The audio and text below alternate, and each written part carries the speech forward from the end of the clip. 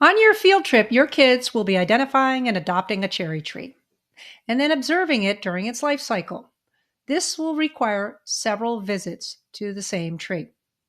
They will start when the cherry tree is in its dormant bud stage and then follow the tree through its budburst, flowering, leaving, and fruiting phases. They will report their observations using the Budburst app and do their sketching on their phenology wheel.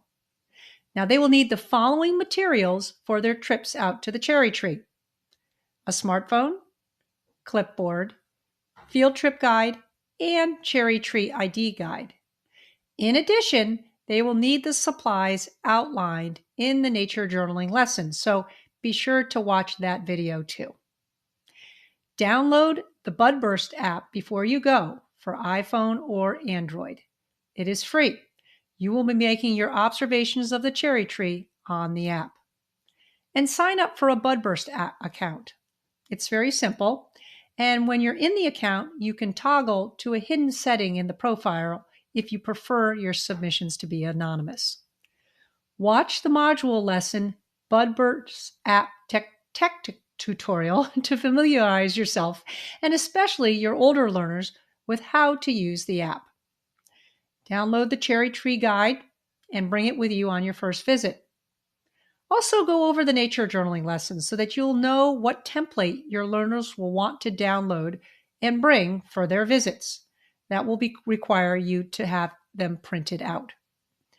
Scout out a location ahead of time that has cherry trees. Think about, where have you seen cherry trees in the past? When they're blossoming. Consider area parks or public gardens, maybe neighborhood sidewalks, etc.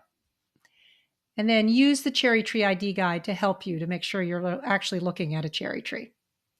During the field trip, once you've identified your tree, have each child adopt their own tree. I think it makes it a lot better so that there isn't any sort of jostling for a particular tree. On each visit, take a photo of the entire tree to capture its overall appearance and the date of the visit. Sign into your Budburst account on your smartphone app.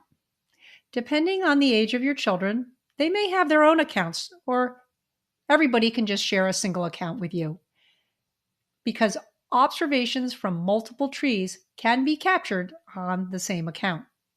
And when the prompt asks you what the specific cherry tree species is, I would just scroll through the photos of the options and select Cherry Other if you don't know.